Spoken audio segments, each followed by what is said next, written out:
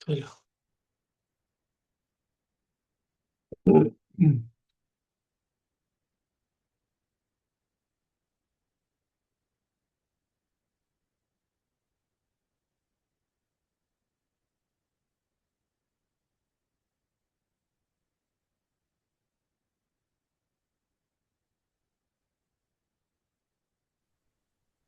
আসসালামু আলাইকুম। সবাই কি শুনতে পাচ্ছেন আমাকে? ওয়ালাইকুম আসসালাম, আসসালামু জি আলাইকুম স্যার, স্যার। শুনতে পাচ্ছি। ওয়ালাইকুম আসসালামু আসসালাম। আলাইকুম। সবাই ভালো আছেন না? শুনতে পাচ্ছি। আলহামদুলিল্লাহ স্যার। আচ্ছা। আপনি যাক। কেমন আছেন? হ্যাঁ, আছি আলহামদুলিল্লাহ, আপনাদের দয়ায় ভালো আছি। তাহলে আমরা শুরু করি নাকি?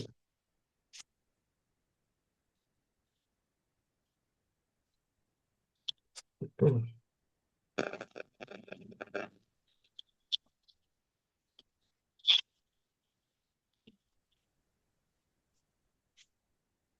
খেয়াল করেন, আজকে আমাদের ক্লাসের টপিকস আছে ধ্বনি পরিবর্তন আছে, নত্যবিধান, সত্যবিধান আছে।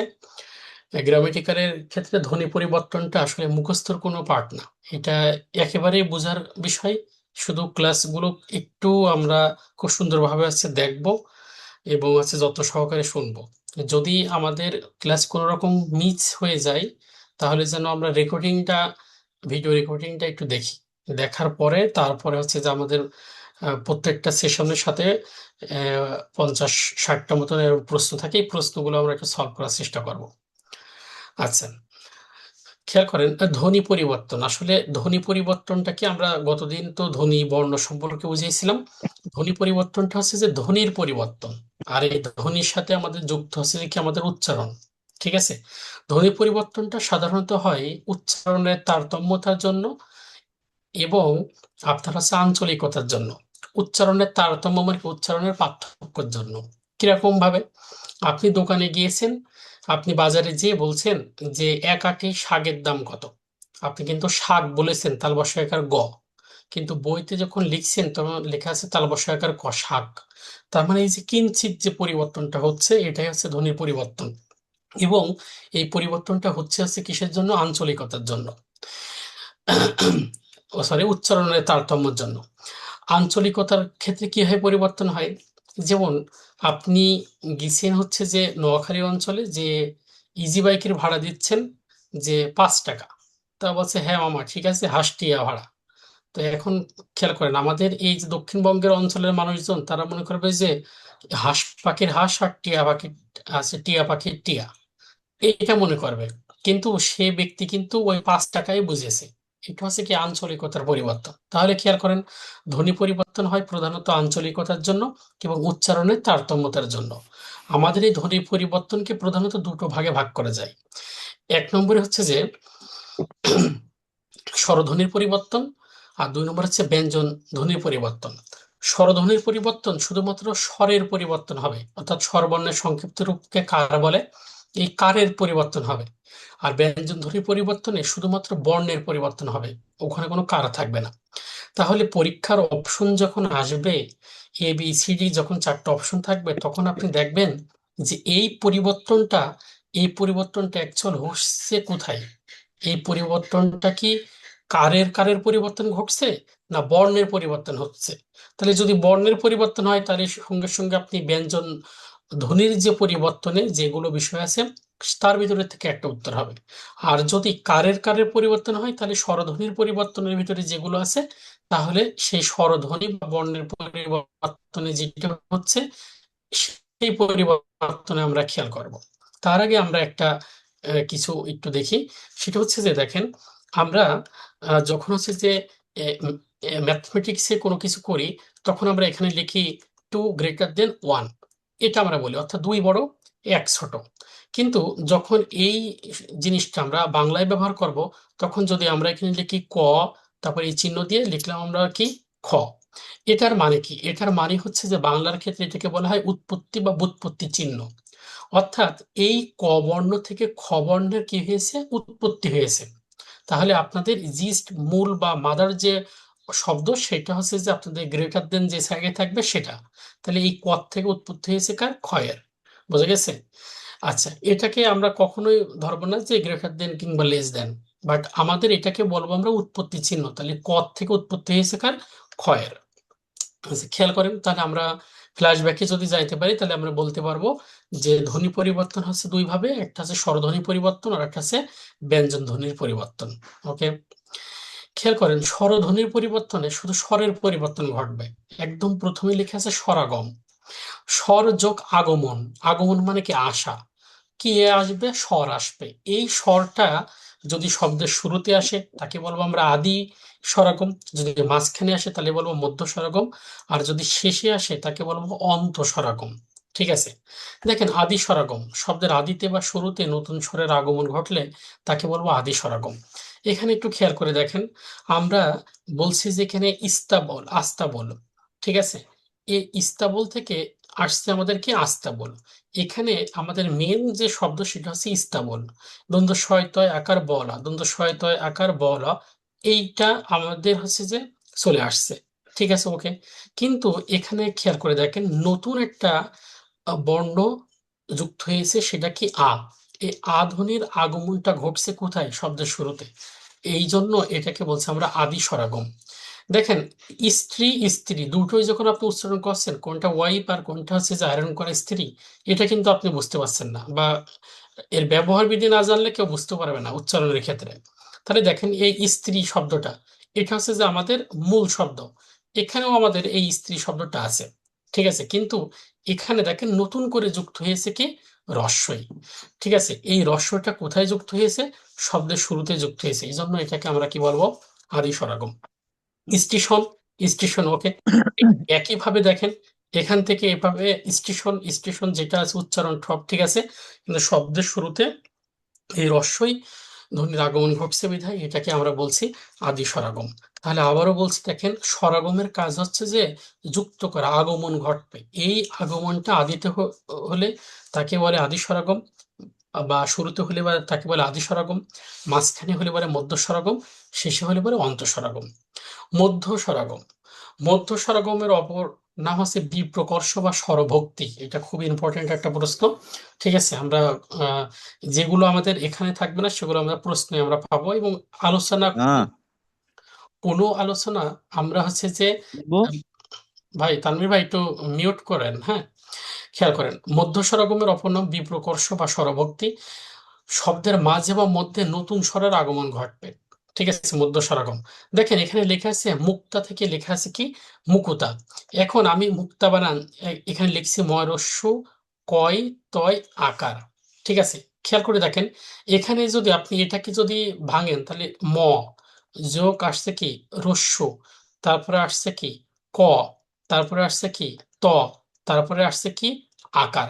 তাহলে খেয়াল করে দেখেন এই মুক্তা বানানের এই যে তর সাথে যুক্ত আছে কিন্তু আকার। ঠিক আছে, বাট এখানে কর সাথে কিন্তু আমার কোনো কিছুই নাই, কোনো আকার ওকার নাই।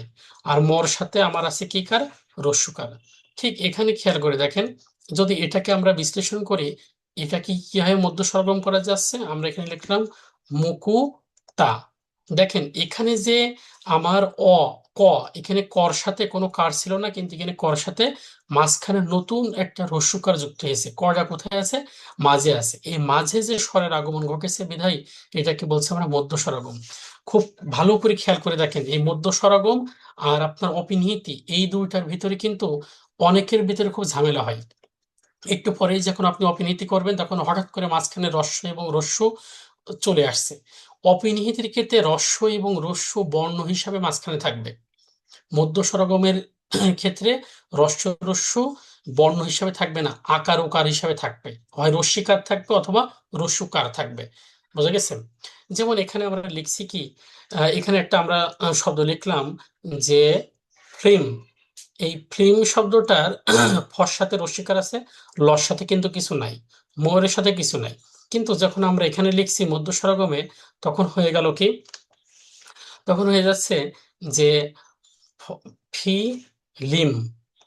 ঠিক আছে, এখানে খেয়াল করেন এই যে, তাহলে ফর সাথে এখানে আমাদের কি কাজ ছিল, রস্যিকার, এখানে রস্যিকার আছে। এখানে লর সাথে কোনো কিছু নাই, কিন্তু এখানে লর সাথে আমাদের রস্যিকার যুক্ত হয়ে গেছে। এই যে মাঝখানে এই রস্যিকার বা রস্যই ধ্বনির যে আগমন ঘটেছে, এই জন্য এটাকে বলছি আমরা মধ্য স্বরগম। তাহলে আবার বলি মধ্য স্বরগমের অপর নাম বিপ্রকর্ষ বা স্বরভক্তি।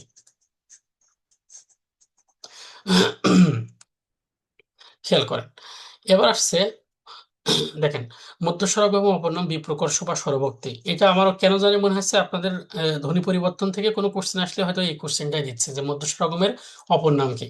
অন্তঃস্বরগম, ভাই অন্ত শব্দের অর্থ শেষ, শব্দের শেষে ও অন্তে নতুন স্বরের আগমন ঘটে। যেমন আমরা লিখছি দেশ থেকে দেশি, দয়কে তাল বর্ষা, দশ সাথে একার আছে, তাল বর্ষার সাথে কিছু নেই। এখানে দেখেন এই পাশে দশ সাথে একার এবং তাল বর্ষার সাথে রস্যিকার যুক্ত হয়েছে। এখন আপনার মনে হতে পারে যে এই যে রস্যিকার যেটা যুক্ত আছে,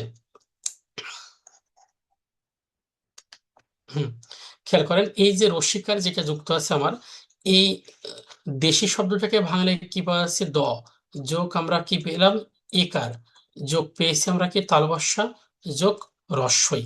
যখন আপনি এরা বিশ্লেষণ করবেন তখন কিন্তু এই আকার ওকার এগুলো কিন্তু মাঝখানে আসে না। দেশি বানানে তালবস্য হয় রস্যি, এটা কিন্তু দেখা যাচ্ছে মনে হচ্ছে মাঝখানে, কিন্তু মাঝখানে নেই। যখন আপনি বিশ্লেষণ করবেন তখন এই রস্যইটা কোথায় চলে আসছে, শেষে চলে আসছে। তাহলে শেষে স্বরধ্বনির এই আগমনকে আমরা বলছি অন্তঃস্বরাগম। তাহলে আবার একটু বলি যে স্বরাগম, স্বরযোগ আগমন, স্বরের আগমন ঘটবে যদি শব্দের শুরুতে ঘটে তাহলে সেটাকে বলবো আদি স্বরাগম, মাঝখানে হলে তাকে বলবো মধ্য স্বরাগম, আর অন্তে বা শেষে হলে তাকে বলবো অন্তঃস্বরাগম।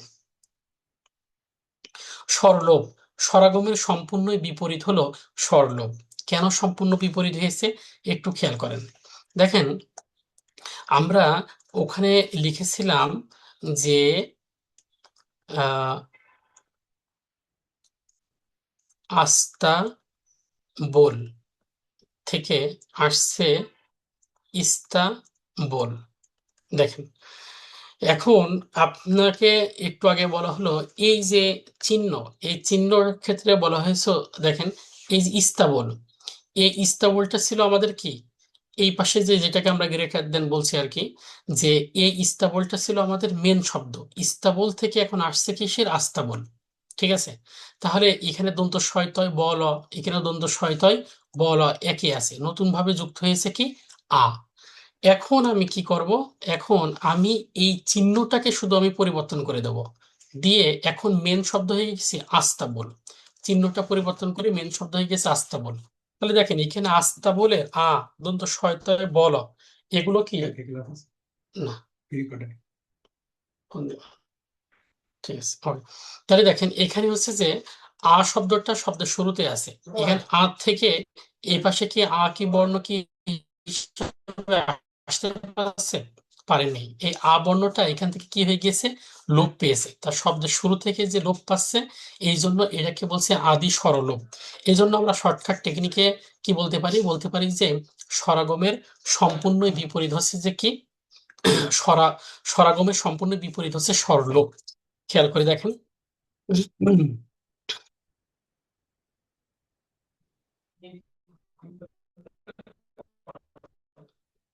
তিন নম্বর আছে অপিনিহিতি। কোন শব্দের শেষে রস্বই এবং রস্যু কার থাকলে অপিনিহিতি করার সময় শব্দের মাঝে রস্বই এবং রস্যু কার বর্ণে পরিণত হবে। খেয়াল করে নেয় এবার এই যে বিষয়টা আছে, এই যে কার বর্ণ, কারটা, কারটা কিসে পরিণত হবে, বর্ণে পরিণত হবে।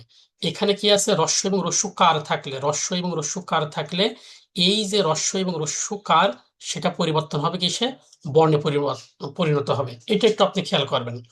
দেখেন আপনি ওখানে লিখছেন সাধু থেকে কি সাউদ, সাধু, ধয় রস্যুকারের রস্যুকার, এই রস্যুকারটা, এই রস্যুকারটা বর্ণ হিসাবে শব্দের মাঝখানে চলে আসছে।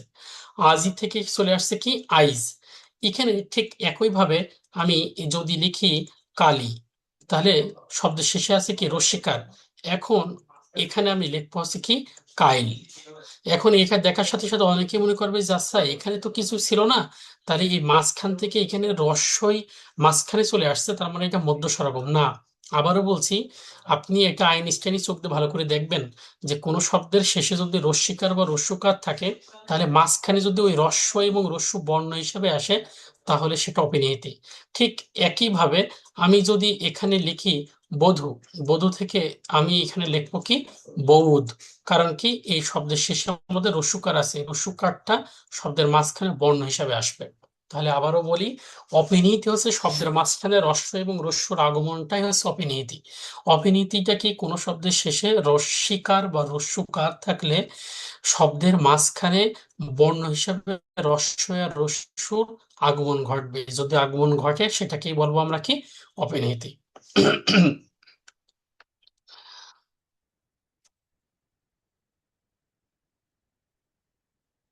এখন খেয়াল করে দেখেন, অপিনিহিতির দ্বিতীয় আর একটা নিয়ম আছে। কোনো শব্দের শেষে যদি জ ফলা থাকে, তাহলে ওই জ ফলা অপরিবর্তিত থাকবে, থেকে জ ফলার জন্য শব্দের মাঝখানে হ্রস্ব চলে আসবে। আবারও বলছি, কোনো শব্দের শেষে যদি জ ফলা থাকে, তাহলে জ ফলা অপরিবর্তিত থাকবে, থেকে জ ফলার জন্য শব্দের মাঝখানে হ্রস্ব চলে আসবে। যেমন দেখেন, একটা প্রশ্ন বলি আমরা, যে এখানে লেখা আছে যোগ্য। খেয়াল করে দেখেন, লিখলাম আমরা কি, যোগ্য। তাহলে শব্দের শেষে ভাই কি আছে, জ ফলা আছে। ওকে, তাহলে নিয়ম অনুসারে জ ফলা অপরিবর্তিত থাকবে, আর এই জ ফলার জন্য শব্দের মাঝখানে শুধু হ্রস্বই চলে আসবে। তাহলে এখানে আমরা লিখলাম কি, যোগ্য। তাহলে দেখেন, এই যে জফলা, এই জফলা অপরিবর্তিত আছে, আর এই জফলার জন্য শব্দের মাঝখানে কি চলে আসছে, এই হ্রস্বই। এটা হচ্ছে অপিনিহিতি। ঠিক আছে, তাহলে অপিনিহিতি দুইটা নিয়ম বললাম। কোন শব্দের শেষে হ্রস্ব এবং হ্রস্ব কার থাকলে বর্ণ হিসাবে শব্দের মাঝখানে হ্রস্ব এবং হ্রস্ব চলে আসবে। আবার বলছি, বর্ণ হিসাবে আসবে। দ্বিতীয় নিয়ম, কোনো শব্দের শেষে যদি জ ফলা থাকে, ওই জ ফলা অপরিবর্তিত থাকবে, থেকে জ ফলার জন্য শব্দের মাঝখানে শুধু হ্রস্বই বর্ণ হিসাবে আসবে। তাহলে একইভাবে যদি আমি এখানে বলি যে সাধ্য, লাস্টে কি আছে, জ ফলা আছে, তাহলে আমরা এখানে কি হবে, সাধ্য। ঠিক আছে, ঠিক একইভাবে যদি আমি এখানে বলি ভাগ্য, লাস্টে জ ফলা আছে, তাহলে জ ফলার জন্য শব্দের মাঝখানে কি আসবে, হ্রস্বই আসবে। আমরা কি লিখবো, ভাই গো। বোঝা গেছে? আচ্ছা, অবশ্যই বুঝছেন আপনারা। তাহলে আমরা দেখেন, আপনার মনে পড়বে না যে আসলে এটা এই পরিবর্তনটা তো আমি বুঝতে পারছি, কিন্তু এই পরিবর্তনের নামটা কি। সেজন্য পড়ানোর সাথে সাথে আমি বারবার করে পিছনের বিষয়গুলো রিপিটেশন করব। যে আমি বললাম যে স্বরাগম, স্বরের আগমন ঘটবে। শব্দের আদিতে যদি ঘটে আদি স্বরাগম, মাঝখানে ঘটলে মধ্য স্বরাগম, অন্তে হলে এটা অন্তঃস্বরাগম। এবং স্বরাগমের ক্ষেত্রে শুধুমাত্র কার ও কারের আগমন ঘটবে, কোনো বর্ণ হিসেবে আসবে না। স্বরলোপ, স্বরাগমের সম্পূর্ণ বিপরীত। শুরুর থেকে যদি লোপ পায় আদি স্বরলোপ, মাঝখান থেকে লোপ পেলে মধ্য স্বরলোপ, আর শেষ থেকে লোপ পেলে কি, অন্তঃস্বরলোপ। শুধুমাত্র চিহ্নটার পরিবর্তন ঘটবে। অপিনিহিতি, শব্দের শেষে হ্রস্ব এবং হ্রস্ব কার হিসেবে থাকলে অপিনিহিতি করার সময় সেগুলো বর্ণে পরিণত হবে, শুধুমাত্র হ্রস্ব এবং হ্রস্ব। দ্বিতীয় নিয়ম, কোন শব্দের শেষে যদি জ ফলা থাকে, ওই জ ফলা অপরিবর্তিত থাকবে, থেকে জ ফলার জন্য শব্দের মাঝখানে হ্রস্বই বর্ণ হিসাবে যদি আগমন ঘটে, তাকে বলবো আমরা অপিনিহিতি। দেখেন, শব্দের শেষে জ ফলা থাকলে জ ফলার জন্য শব্দের মাঝখানে হ্রস্বই আসবে, জ ফলা অপরিবর্তিত থাকবে। যা যা বলছি ওখানে সুন্দর করে লেখা আছে, খেয়াল করেন। অসমীকরণ, দ্রুত উচ্চারণের জন্য শব্দের মাঝখানে যদি আ ধ্বনির আগমন ঘটে, তাকে বলবো অসমীকরণ। আবার বলছি, দ্রুত উচ্চারণের জন্য শব্দের মাঝখানে যদি আ ধ্বনির আগমন ঘটে, তাকে বলবো কি, অসমীকরণ। কিভাবে দ্রুত উচ্চারণ হচ্ছে, খেয়াল করেন, আমি এখানে লিখলাম টপ যোগ টপ, ঠিক আছে, সমান সমান হচ্ছে কি, টপা টপ। দেখেন, এই যে টপ আর এই যে টপ, টপ টপ, আপনি যখন এই টপ টপ বলবেন, আপনি বলেন কি, টপা টপ। তাহলে এই টপ যোগ টপ যুক্ত হয়ে এখানে এই যে মাঝখানে আ ধ্বনির আগমন ঘটেছে, এই আ ধ্বনির আগমন ঘটাকেই আমরা বলছি কি, অসমীকরণ। অসমীকরণ ঘটে কিভাবে, দ্রুত উচ্চারণের ক্ষেত্রে। তাহলে ধপ যোগ ধপ, ধপাধপ। একইভাবে খেয়াল করে দেখেন,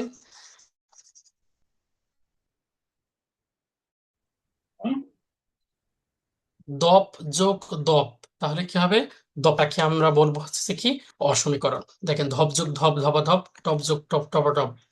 ঠিক আছে, এখানে আমরা দেখেও দেওয়া আছে যে দ্রুত উচ্চারণের জন্য শব্দের মাঝখানে যদি আ ধ্বনির আগমন ঘটে, সেটা হচ্ছে অসমীকরণ হয়। আচ্ছা,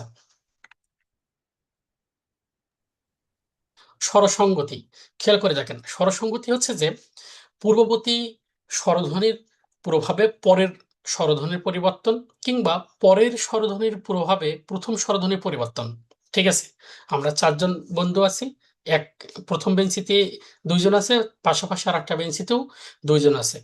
এখন খেয়াল করেন, ঈদের যে কোনো প্রথমে যে দুইজন বসে আছে তাদের দুইজনের একজনের পরিবর্তনে যদি পাশের জনের পরিবর্তন ঘটে, ঠিক আছে, অথবা পাশের জনের পরিবর্তনে যদি প্রথম জনের পরিবর্তন ঘটে, এটাই মূলত হচ্ছে স্বরসঙ্গতিকে বুঝিয়েছে। এই স্বরসঙ্গতিকে প্রধানত তিনটা ভাগে ভাগ করা যায়: প্রগত স্বরসঙ্গতি, পরগত স্বরসঙ্গতি আর মধ্যগত স্বরসঙ্গতি। খেয়াল করেন, প্রো মানে প্রথম। প্রথম ধ্বনি স্থির থেকে যদি তার প্রভাবে পরের ধ্বনির পরিবর্তন ঘটে তাকে বলবো প্রগত স্বরসঙ্গতি। আবার বলছি, প্রথম ধ্বনি স্থির থেকে তার প্রভাবে যদি পরবর্তী ধ্বনির পরিবর্তন ঘটে তাকে বলবো প্রগত স্বরসঙ্গতি। বললাম প্রো। প্রো মানে আমরা ধর্ম হচ্ছে কি প্রথম। তাহলে এই প্রথম জিনিসটা সবসময় কি থাকবে? স্থির থাকবে। তার প্রভাবে যদি আমাদের পরের ধ্বনির পরিবর্তন ঘটে, যেমন আমি এখানে লিখলাম জুতা থেকে এখানে লিখছি হচ্ছে কি জুতো। তাহলে দেখেন ভাই, এই বর্গের জয় রস্য, বর্গের জয় রস্য এটা স্থির আছে। তাহলে প্রথম ধ্বনি স্থির আছে, তাহলে স্থির জিনিস অপরিবর্তিত থাকবে। তার প্রভাবে দেখেন এখানে দ্বিতীয় যে বর্ণটা আছে আমার তা, তা থেকে হয়ে গেছে কি তো। এটাই আমরা বোঝাতে চাচ্ছি যে পূর্ববর্তী স্বরধ্বনি প্রভাবে যদি পরবর্তী ধ্বনি কিংবা পরবর্তী ধ্বনির প্রভাবে যদি পূর্ববর্তী ধ্বনির পরিবর্তন ঘটে তাকে বলে স্বরসঙ্গতি। তাহলে প্রথমটা স্থির থেকে যদি তার প্রভাবে পরেরটার পরিবর্তন ঘটে তাকে বলবো হচ্ছে পুরগত স্বরসঙ্গতি। ঠিক একইভাবে যদি পরেরটা যদি স্থির থেকে প্রথমটার পরিবর্তন ঘটে তাহলে তাকে বলবো হচ্ছে যে আমরা পরাগত স্বরসঙ্গতি। পরাগত তার মানে কি? পর মানে কি পরেরটা, পরেরটা আগত ঘটছে। কিভাবে ঘটছে? যেমন আমি এখানে লিখলাম যে আহ মোলা, ঠিক আছে, এখানে লিখছে হচ্ছে যে আমরা কি মূলা। এখানে দেখেন লয়াকার, লয়াকার পরের ধ্বনি স্থির আছে, তার প্রভাবে এই প্রথম ধ্বনির পরিবর্তন ঘটেছে। প্রথম ধ্বনিতে এখানে কি ছিল? এখানে ছিল ওকার, আর এখানে ছিল কি রস্যকারে পরিণত হয়ে গেছে। তাহলে আবার বলছি, প্রগত স্বরসঙ্গতি হচ্ছে প্রথম ধ্বনি স্থির থেকে তার প্রভাবে পরের ধ্বনি পরিবর্তন ঘটবে। পরাগত স্বরসঙ্গতির ক্ষেত্রে পরেরটা স্থির থেকে তার প্রভাবে প্রথমটার পরিবর্তন ঘটবে। আচ্ছা, খেয়াল করেন, দুটি স্বরধ্বনির মধ্যে সঙ্গতি রক্ষার্থে একটির প্রভাবে আর একটার পরিবর্তন হলে তাকে স্বরসঙ্গতি বলে। প্রগত প্রথম ধ্বনি স্থির থেকে তার প্রভাবে পরবর্তী ধ্বনির পরিবর্তন ঘটবে। যেমন শিখা থেকে শিখে, প্রথমটা স্থির রয়েছে এই জন্য প্রগত। খেয়াল করেন, পরগত পরের অর্থাৎ শেষ ধ্বনি স্থির থেকে তার প্রভাবে প্রথম ধ্বনির পরিবর্তন ঘটবে। লিখে আছে মূলা থেকে মোলা, দেশি থেকে দিশি, ঠিক আছে। দয়েকের আমার এই যে একার, এটা আছে যে আমার কি আছে তালবাস্বয় রস্যি, তালবাস্বয় রস্যি আমার এটা স্থির আছে। তার প্রভাবে কি হয়েছে? দয় একের এখানে হয়ে গেছে দয় রস্যি, এখানে ছিল একার আর এখানে হয়ে গেছে রস্যিকার। কিন্তু আমার দ্বিতীয় ধ্বনি বা পরের ধ্বনি স্থির আছে। তাহলে আবারও বললাম, পরের ধ্বনি স্থির থেকে যদি প্রথম ধ্বনির পরিবর্তন ঘটে তাকে বলবো আমরা কি পরাগত স্বরসঙ্গতি। আচ্ছা, মধ্যগত প্রথম এবং শেষ ধ্বনি স্থির থেকে যদি মাঝখানে ধ্বনির পরিবর্তন ঘটে তাকে বলো মধ্যগত। যেমন আমরা বললাম বিলাতি থেকে বললাম বিলিতি, বিলাতি মাঝখানে লা আকার, বিলিতি ওই পাশে হয়ে গেছে রস্যিকার। দেখেন, বিলাতি থেকে বিলেতি বা বিলিতি। এটাকে শিয়াল থেকে বললাম কি শিয়েল, তালবা স্বরস্বী অন্তস্থ একার ল, তালবা স্বরস্বী অন্তস্থ একের মাঝখানে আকার থেকে একার হয়ে গেছে। জিলাপি থেকে জিলেপি, ঠিক আছে, বর্গীয় জয় রস্যি লয়াকার। এখানে আমার হচ্ছে যে ছিল আকার হয়ে গেছে কি কার আমার একার হয়ে গেছে। তাহলে প্রথম এবং শেষ ধ্বনি স্থির থেকে যদি মাঝখানের ধ্বনির পরিবর্তন ঘটে তাহলে সেটাকে বলবো আমরা মধ্যগত স্বরসঙ্গতি। আচ্ছা, তাহলে খেয়াল করে দেখেন, এখানে আরো সুন্দর করে গ্রাফ করে দেখে দিয়ে আছে, পিডিএফ এ পড়ার সময় একটু ভালো করে দেখবেন।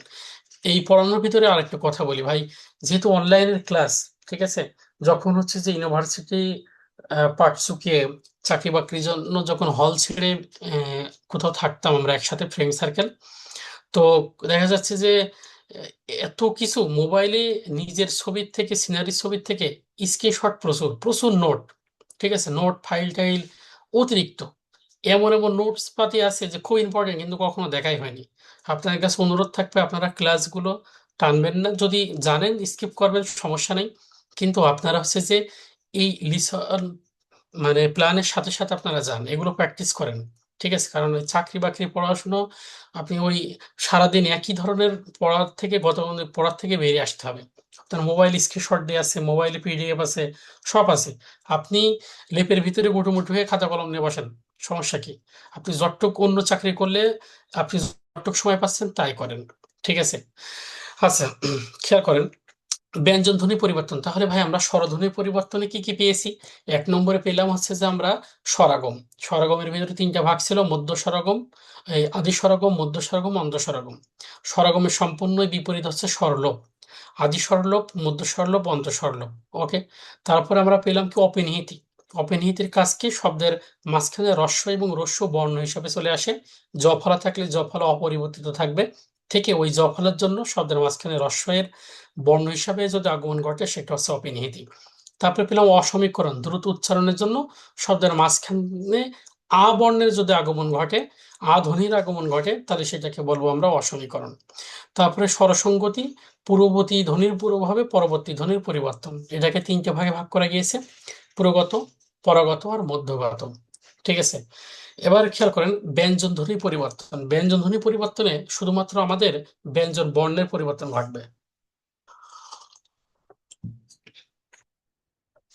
ব্যঞ্জন বিকৃতি, খেয়াল করেন ব্যঞ্জন বিকৃতি, এটা শর্টকাট টেকনিকের উপায় হচ্ছে যে একই বর্গের বর্ণ দ্বারা পরিবর্তন হবে। আমাদের বর্গীয় বর্ণ আছে হচ্ছে যে কয়টা? 25টা। ক চ ট ত প, 5টা বর্গ। তাহলে দেখেন এখানে আমরা লিখছি হচ্ছে যে এই বর্গীয় যে বর্ণ সেটা আমরা এখানে দেখে দিয়েছি, আপনি একটু খেয়াল করলে বুঝতে পারবেন। লেখা আছে এখানে শাক থেকে শাক। তাহলে দেখেন এই যে ক, এই ক বর্ণটা পরিবর্তন হয়েছে কার পরিবর্তে? গ। এখন আপনি এখানে খেয়াল করে দেখেন এই যে ক আর এই যে গ, এটা একই বর্গীয় বর্ণ। ক খ গ ঘ ঙ, ক বর্গীয় বর্ণ। তারপরে এখানে দেখেন এখানে লেখা আছে কি দাইমা থেকে আসছে কি ধাইমা। এই যে দ, এখানে আছে কি ধা। তাহলে এই যে আমরা এখানে পেলাম কি ত থ দ ধর ভিতরে দ, আবার এখানে আছে কি ধ। তাহলে খেয়াল করেন একই বর্গের বর্ণ দ্বারা পরিবর্তন। তারপরে এখানে দেখেন কবাট থেকে আসছে কি কবাট, এখানে ব এর পরিবর্তে আসছে কি প। এই যে এখানে আছে যে ব, আর এখানে আছে কি প। তাহলে ব্যঞ্জন বিকৃতি, আমার সাথে সাথে বলেন, বিকৃতি বর্গীয় বর্ণ দ্বারা পরিবর্তন হয়। বিকৃতি বর্গীয় বর্ণ দ্বারা পরিবর্তন হবে। আর কোনো কিছু জানার দরকার নেই। চারটা অপশন আসবে, আমি দেখবো যে পরিবর্তনটা ইকসল হয়েছে কোথায়, কার সাথে কার পরিবর্তন ঘটেছে। যদি একই বর্গের বর্ণ দ্বারা পরিবর্তন ঘটে তাহলে তাকে বলবো ব্যঞ্জন বিকৃতি। ঠিক একইভাবে যদি আসে ডায়াবেটিক্স থেকে ডাইভেটিক্স, তাহলে ডাইবেটিক্স বয়কেরে ব, আর ওখানে এসে ভে, তাহলে প ফ ব ভ, একই বর্গের। তাহলে একই বর্গের বর্ণ দ্বারা যদি পরিবর্তন হয় তাকে আমরা বলবো হচ্ছে যে কি ব্যঞ্জন বিকৃতি। যেমন এখানে যদি আমরা একটু লিখি যে ক্ষুধার্থ,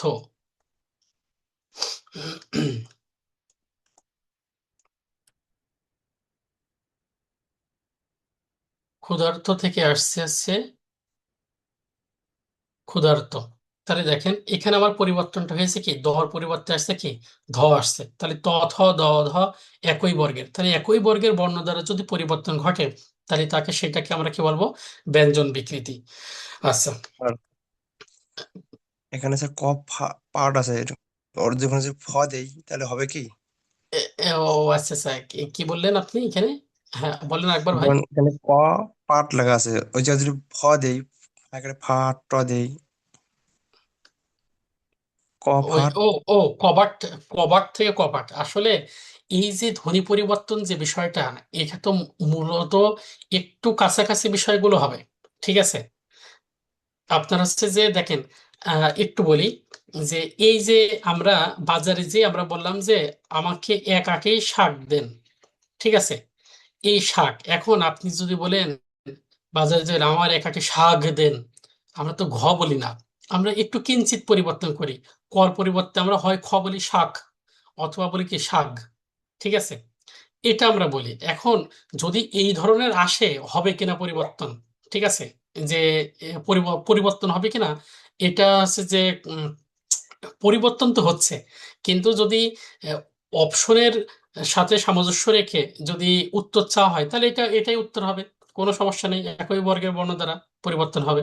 ঠিক আছে, কিন্তু আমরা তো বলি না, আমরা কিঞ্চিত পরিবর্তন করি। আচ্ছা। হুম, খেয়াল করেন, এরপরে আসছে যে ব্যঞ্জন বিচ্যুতি। দ্রুত উচ্চারণের জন্য শব্দের শেষে থেকে যদি কোনো ব্যঞ্জন বর্ণ লোপ পায় তাকে বলে ব্যঞ্জন বিচ্যুতি। বিচ্যুতি মানে কি? একেবারে চলে যাওয়া। ঠিক আছে, সাধারণত সম্পর্কযুক্ত শব্দ ব্যবহৃত হয় ব্যঞ্জন বিচ্যুতির ক্ষেত্রে। আমরা দেখি উদাহরণগুলো অ্যানালাইসিস করলে আমরা পাই যে ব্যঞ্জন বিচ্যুতির ক্ষেত্রে যে দ্রুত উচ্চারণের জন্য এটা হয়ে থাকে এবং শব্দের শেষ থেকে ব্যঞ্জন বর্ণ চলে যায়। ঠিক আছে, একই ধরনের ব্যঞ্জন বর্ণ, যেমন বৌদিদি থেকে বৌদি। ঠিক আছে, দুটি সমান বর্ণ আছে, যে কোনো একটা বর্ণ চলে গেছে।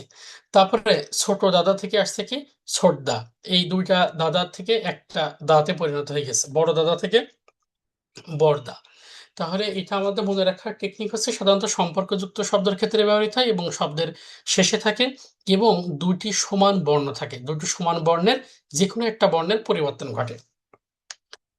খেয়াল করেন, ব্যঞ্জন বিপর্যয়। সাধারণত পর্যায় অনুসারে আমরা সবকিছু সাজাই, কিন্তু বিপর্যয় হচ্ছে কি এলোমেলো করা। ঠিক আছে, নতুন কোনো বর্ণের আগমন ঘটবে না, শুধুমাত্র বর্ণগুলোর অবস্থানগত পরিবর্তন ঘটবে। কিভাবে? ব্যঞ্জন বিপর্যয়ের ক্ষেত্রে শুধু অবস্থান পরিবর্তন ঘটছে। লিখছি আমরা রিক্সা থেকে রিস্কা। ঠিক আছে, এখানে র, ক, দন্ত স যা আছে তাই আছে। র, ক, দন্ত স সব ঠিক আছে, শুধুমাত্র অবস্থানগত বর্ণে পরিবর্তন হয়েছে। ওখানে যেমন শাকের থেকে শাক হচ্ছিল, অর্থাৎ খেয়াল করে দেখেন যে কর পরিবর্তে গ, নতুন একটা বর্ণে আসছিল। তারপরে আপনি দেখেন যে আমরা লিখছিলাম দাইমা থেকে ধাইমা, দর পরিবর্তে ধ আসছিল। ক্ষুধার্ত থেকে ক্ষুধার্ত, ঠিক আছে, দর পরিবর্তে ধ আসছে। কিন্তু ব্যঞ্জন বিপর্যয়ের ক্ষেত্রে নতুন কোনো হচ্ছে যে বর্ণ আসবে না, শুধুমাত্র অবস্থানগত পরিবর্তন ঘটছে। যেমন পিশাচ থেকে পিশাস, তারপরে বাক্স থেকে বাস্ক। আমরা যদি একটু বলি এটা, যে নোজ রুল, নোজ রুল থেকে যদি আমরা বলি নোর জুল। ঠিক আছে, তাহলে দেখেন এই যে দন্তন্য বর্গের জ র ল, দন্তন্য বর্গের জ র ল, সবগুলো বর্ণ একই আছে, শুধুমাত্র বর্ণগুলোর অবস্থানগত পরিবর্তন ঘটেছে।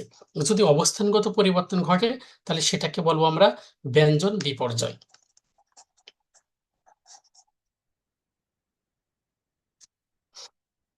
হুম, খেয়াল করেন, বিষমী ভবন। দুটি সমবর্ণের একটি পরিবর্তনকে বিষমী ভবন বলে। এটা হচ্ছে যে পরীক্ষায় ডেফিনেশনের জন্য সবচেয়ে বেশি ইম্পর্টেন্ট। এখানে দেখা যাচ্ছে যে এইটা নিয়ে একটা এমসিকিউ চলে আসবে যে দুটি সমবর্ণের একটি পরিবর্তনকে কি বলে, বিষমী ভবন। এখন দেখেন, সমবর্ণ মানে কি? সমান সমান বর্ণ। আমরা এই কোশ্চেন সলভ করার সময় আমরা একটা বিষয় দেখব, যেমন এখানে লেখা আছে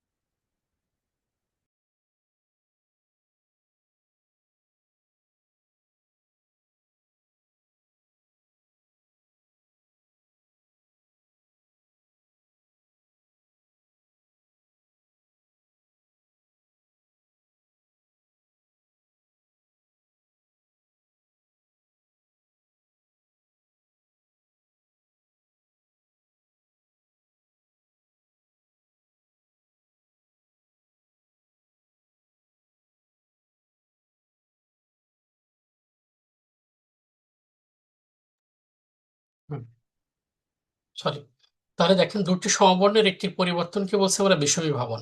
লেখা আছে লাল থেকে নাল। আমরা বললাম যে লাল শব্দটা হচ্ছে যে আমাদের এখানে মৌলিক মানে মূল শব্দ, এখান থেকে আমাদের উৎপত্তি হয়েছে আছে নাল শব্দের। এখন আমাদের পরীক্ষার অপশনে খেয়াল রাখতে হবে যে এই যে লাল ছিল হয়ে গেছে নাল, তাহলে এই দন্তন্যটা কার পরিবর্তে আসছে, এবং দন্তন্যটা যার পরিবর্তে আসছে এখানে, ঠিক আছে, সেই বর্ণ কি আরেকটা আছে? এটা আমাদের খেয়াল রাখতে হবে। যেমন আমাদের এখানে লেখা আছে কি, লেখা আছে শরীর থেকে লেখা আছে কি শরীর।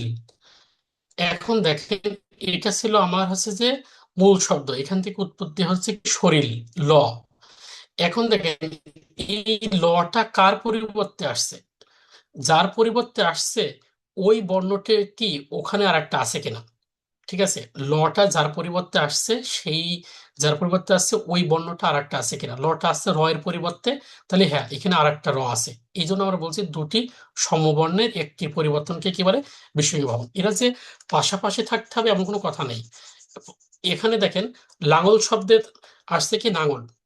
এখানে দেখেন এই যে দন্তন্য, এই দন্তন্যটা আসছে কার পরিবর্তে, লয়ের পরিবর্তে। দন্তন্য যার পরিবর্তে আসছে সেখানে কি আর একটা ওই বর্ণ আছে কিনা, হ্যাঁ আছে, ল। তাহলে এই জন্য আমরা বললাম দুটি সমবর্ণের একটির পরিবর্তনকে কি বলছি, বিষমী ভবন বলে।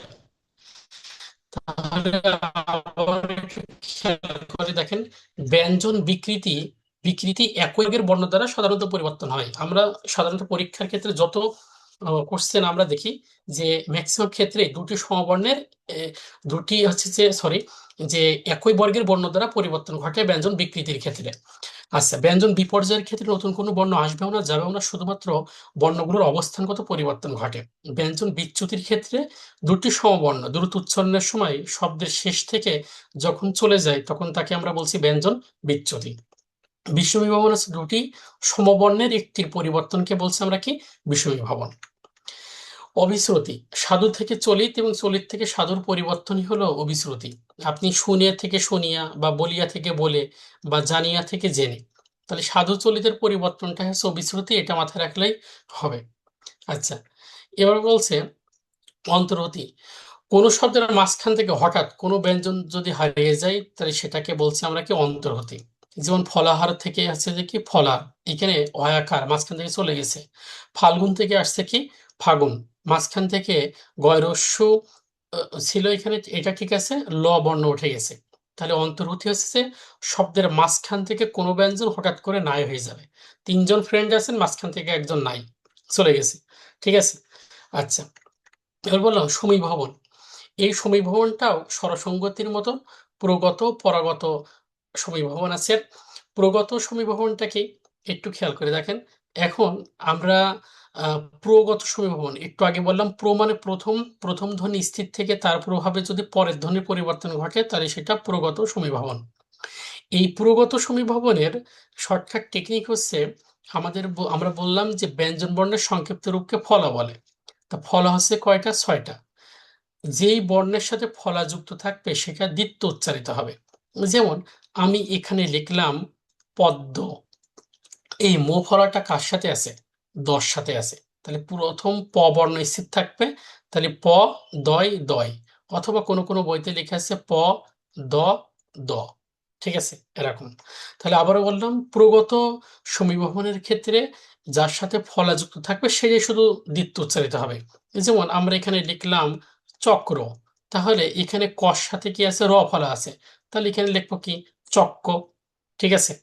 আচ্ছা, তাহলে খেয়াল করেন যদি এখানে লেখা থাকতো জন্ম, তাহলে এখানে কি হতো, বর্গের জ দন্তন্য দন্তন্য, এটা কি হতো, এটা আপনাদের জন্য হোমওয়ার্ক। জন্ম থেকে, তাহলে এটা কি হতো, এটা একটু আমাকে বলবেন, ক্লাস করতে করতে একটু মাথায় রাখেন তারপরে বলবেন। আচ্ছা, আবারও বললাম যে সমীভবন, প্রগত সমীভবনের ক্ষেত্রে প্রথম ধ্বনি স্থির থেকে এবং তা পরবর্তী যার সাথে ফলাযুক্ত আছে সেটা শুধু দ্বিত্ব উচ্চারিত হবে।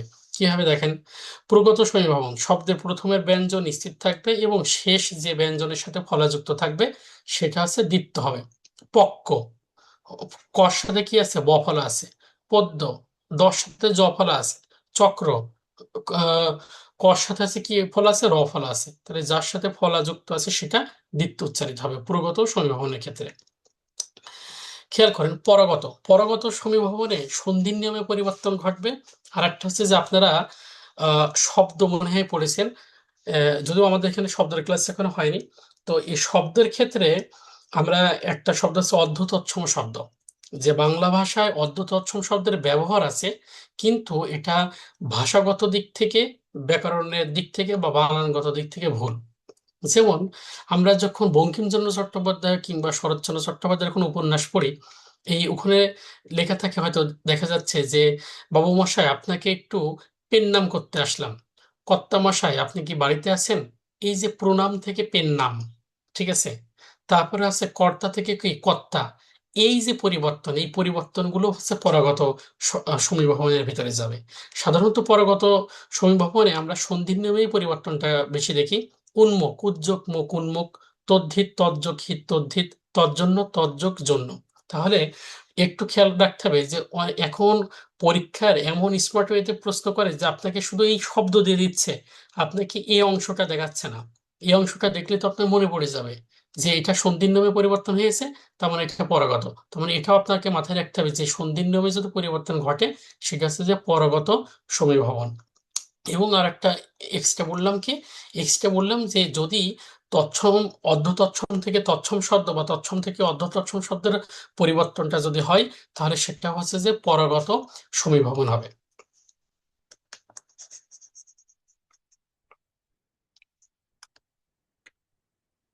অন্যান্য সমীভবন দেখেন, এই যে অর্ধ তৎসম শব্দের মাধ্যমে পরিবর্তন ঘটছে, ঠিক আছে, বিদ্যা থেকে বিদ্যা, সত্য থেকে সত্য, কুৎসিত থেকে কুৎসিত।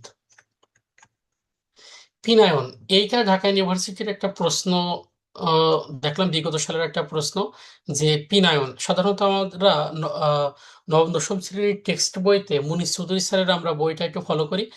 ওই যে প্রথম যে যে বইটা আছে, ওই বইতে কিন্তু আপনার এই ফিনায়ন এইটা নাই, এই গ্রামেটিক্যাল। কিন্তু আমাদের ইউনিভার্সিটির একটা কোশ্চেন সলভ করার সময় আমরা এটা পেয়েছি, যার কারণে অ্যাড করলাম। ফিনায়ন হলো সেই প্রক্রিয়া যেখানে কোনো শব্দের মধ্যে অল্প প্রাণ ব্যঞ্জন ধ্বনি মহাপ্রাণ ব্যঞ্জন ধ্বনিতে পরিবর্তিত হয়। ঠিক আছে, মানে অল্প প্রাণ আছে, সেটা হবে কি মহাপ্রাণে পরিণত হবে। যেমন দেখেন আমরা লিখছি পাটা, এই পাটা শব্দ থেকে আসছে কি পাঠা। এখানে ট, ট কি ছিল, অল্প প্রাণ ছিল। ঠটা কি মহাপ্রাণ। এই অল্প প্রাণ এবং মহাপ্রাণ, অল্প প্রাণ থেকে যদি মহাপ্রাণে পরিণত হয়, তাহলে সেটাকে বলবো আমরা কি পিনায়ন। তারপরে যেমন ঠাকুমা থেকে লিখছি আমরা কি ঠাকুমা। এখানে একটু খেয়াল করে দেখেন, এখানে আমাদের এই যে কটা আছে অল্প প্রাণ, খ মহাপ্রাণ, ট অল্প প্রাণ, ঠ মহাপ্রাণ, অভিভাবক ব অল্প প্রাণ, ভ মহাপ্রাণ। তাহলে কি বললাম, অল্প প্রাণ ধ্বনির মহাপ্রাণ ধ্বনিতে পরিবর্তনকে আমরা বলছি কি পিনায়ন বলা হয়।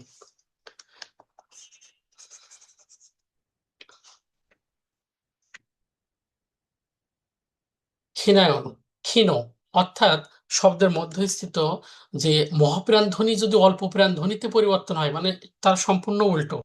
ঠিক আছে, আপনি একই উদাহরণ লিখে যদি চিহ্ন চেঞ্জ করে দেন, তাও সেটা হচ্ছে যে পিনায়ন থেকে ক্ষীণায়ন হয়ে যাচ্ছে। দেখছেন, আগে ছিল হচ্ছে পাঠা থেকে পাঠা, এখন হয়েছে কি পাঠা থেকে পাঠা। কাঠ থেকে কাঠ ছিল, কাঠ থেকে কাঠ হয়েছে। অভিভাবক থেকে অভিভাবক ছিল, এখন অভিভাবক থেকে অভিভাবক হয়েছে। বোঝা গেছে। তাহলে আমরা একটু ফ্ল্যাশব্যাকে যাই। আমরা বললাম যে ব্যঞ্জন ধ্বনির পরিবর্তনের ভিতরে আহ, প্রথমে আসছে হচ্ছে যে আমাদের আহ, ব্যঞ্জন বিচ্যুতি। ব্যঞ্জন বিচ্যুতিটা কি, যে দূরত্ব উচ্চারণের জন্য শব্দের শেষ থেকে সমবর্ণ যদি একটা বর্ণ চলে যায়, তাহলে সেটাকে বলবো ব্যঞ্জন বিচ্যুতি। আচ্ছা, বা ব্যঞ্জন চ্যুতি বলে। তারপরে বললাম ব্যঞ্জন বিকৃতি। সাধারণত ব্যঞ্জন বিকৃতি হয় একই বর্গীয় বর্ণ দ্বারা পরিবর্তন যদি হয়, তাহলে তাকে বলবো আমরা কি ব্যঞ্জন বিকৃতি। আচ্ছা, তারপরে আমরা বললাম যে বিষমী ভবন, দুটি সমবর্ণের একটি পরিবর্তনকে বিষমী ভবন বলে। ঠিক আছে, বা অর্থাৎ যে পরিবর্তনটা যে বর্ণের হবে, আমরা একটু খেয়াল করব যে ওই যে মূল যে শব্দটা ছিল, ওই মূল শব্দের ভিতরে ওই ধরনের বর্ণ আর একটা আছে কিনা। পাশাপাশিও বসতে পারবে, আবার শেষেও বসতে পারবে। যেমন আমরা বলি প্রাচীর থেকে পাঁচিল। ঠিক আছে, তারপরে আমরা বললাম হচ্ছে যে কি শরীর থেকে কি শরীর, লাঙল থেকে নাঙল, লাল থেকে নাল। তারপরে দেখানো হলো আপনার হচ্ছে অভিশ্রুতি, সাধু থেকে চলিতে পরিবর্তনকে বলছে আমরা কি অভিশ্রুতি। অন্তর্হতি, দ্রুত উচ্চারণের জন্য হোক আর অন্য কোনো কারণে হোক, যদি কোনো ব্যঞ্জন বা শব্দের মাঝখান থেকে উঠে চলে যায়, তাহলে সেটাকে বলবো আমরা অন্তর্হতি। সমীভবন, সমীভবনের হচ্ছে যে সবচেয়ে বেশি ইম্পর্টেন্ট হচ্ছে প্রগত সমীভবন। এই প্রগত সমীভবনের প্রথম বর্ণ স্থির থাকবে, থেকে পরবর্তী বর্ণে যার সাথে ফলা যুক্ত আছে সেটা দ্বিত্ব উচ্চারিত হবে। আচ্ছা, দেখা যাক এরপরে কি আছে। এরপরে আমাদের আছে কি নত্যবিধান সত্যবিধান। খেয়াল করেন, নত্যবিধান সত্যবিধান আসলে নিয়ম পড়ার থেকে আমাদের কাছে যত আমরা প্র্যাকটিস করব তত আমাদের কাজে লাগবে। তারপরেও বলি এখান থেকে বেশি ইম্পর্টেন্ট কোন জায়গা, স্বহতই মূর্ধন্য আর স্বহতই মূর্ধন্য স। সাধারণত আপনারা যে কোনো বই বা যেটাই ফলো করেন না কেন, ঠিক আছে, সেখানে ওই চাণক্য মাণিক্য গুণ বাণিজ্য লবণ মন, ঠিক আছে, এই যে একটা কবিতা আছে, এই কবিতা কয়েকবার পড়বেন আপনারা। আমি ও এটা মানে অবলীলায় বলতে পারি যে নত্যবিধান সত্যবিধান থেকে যদি প্রশ্ন আসে তাহলে স্বভাবতই মধ্যাহ্ন থেকেই প্রশ্ন আসবে, ঠিক আছে। এবং ওই যে কবিতা আছে ওইটা আপনি মুখস্থ করতে পারলে ভালো, আর যদি মুখস্থ না করতে পারেন একাধিকবার বারবার পড়বেন, পড়ার পরে এমসিকিউ সলভ করবেন। দেখেন আপনি অনেক কিছুই জানেন, আপনি প্রচুর পড়েন, কিন্তু পড়াগুলো আপনার গুছানো নেই, তার মানে আপনি কিছুই জানেন না। আপনি অনেক কিছু পড়েছেন কিন্তু অ্যাপ্লাই করতে পারেন না, এটা মানুষ বিশ্বাস করবে না যে আপনি পড়েছেন। সেজন্য আপনি যে ক্লাস করবেন বা নিজে যেটা পড়বেন সাথে সাথে সেটা প্র্যাকটিস করার চেষ্টা করবেন, ঠিক আছে। প্রশ্ন তো অভাব নেই, হাজার হাজার প্রশ্ন। আপনি শুধু বেশি করে প্র্যাকটিস করেন, দেখবেন যে আস্তে আস্তে আপনার প্রিপারেশন এমন লেভেলে চলে যাবে, আপনি ঘুমের ঘরেও যদি প্রশ্ন আছে যে মডেল টেস্ট বা যে কোনো কোশ্চেন যদি আপনি দাগান আন্দাজে মারবেন তারপরে হয়ে যাবে। এটা হচ্ছে যে প্র্যাকটিসের উপরে নির্ভর করে অনেকটা। আচ্ছা, নত্যবিধান সত্যবিধানের মজার বিষয়টা হচ্ছে যে সাধারণত আমরা জানি যে নত্যবিধান সত্যবিধানটা শুধুমাত্র তৎসম শব্দের ক্ষেত্রে প্রযোজ্য, অতৎসম শব্দ ক্ষেত্রে প্রযোজ্য না। অতৎসম মানে কি? শুধু অতৎসম? অতৎসমের ভিতরে আছে দেশি বিদেশি তদ্ভব যা আছে সব, শুধুমাত্র তৎসম ব্যতীত যা আছে সব অতৎসমের ভিতরে যাবে। এই অতৎসমের ক্ষেত্রে নত্যবিধান সত্যবিধান প্রযোজ্য না। এখন আমরা যে কোনো যদি একটা নিয়ম সুন্দরভাবে পড়ি তাহলে আর একটা নিয়ম আমাদের ইজিরও হয়ে যায়। কারণ যে নিয়মে যেখানে মূর্ধন্য বসে ঠিক একই নিয়মে সেখানে মূর্ধন্য স বসে। আবার যেখানে মূর্ধন্য স্বর আপনি একটা নিয়ম জানেন, তাহলে মনে করবেন যে সেখানে যেখানে মূর্ধন্য স বসে এইখানে মাস্ট সেখানে মূর্ধন্য বসবে। তাহলে মূর্ধন্য এবং মূর্ধন্য স একই নিয়মে একই জায়গায় বসতে পারে।